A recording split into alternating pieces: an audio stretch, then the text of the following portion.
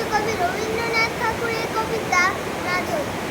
বসন্তে জয় রবে, দিগন্ত কাঁপিল যবে, মাধবী করিল তার শয্যা।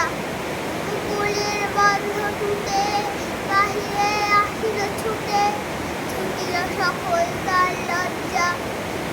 অজানা পান্থের লাগি, মিশি মিশি ছিল জাগি, দিনে দিনে পড়েছিল অর্ধ।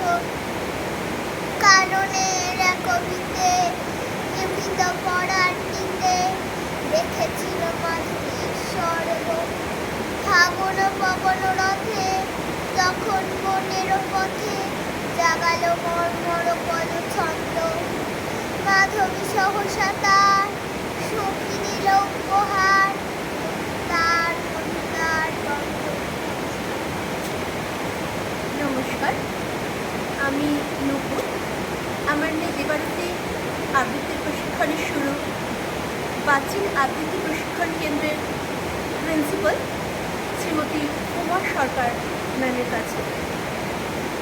ম্যাম খুবই যত্নের সঙ্গে এবং খুব সুনিপুণভাবে বাচ্চাদের এত সুন্দর করে সহজভাবে তৈরি করে দেন যে ওদের আর আলাদা করে পড়াশোনা করতে হয় না আবৃত্তিটা নিয়ে। ম্যামের শেখানোর পদ্ধতিটাই এমন যে সবার যেন খুব সহজে, খুব অবলীলায় তৈরি করিয়ে দেন ম্যাম। তাই আমার ম্যামের কাছেও ক্লাস করছে 1 বছর হবে, 1 বছর কিছু মাস হবে।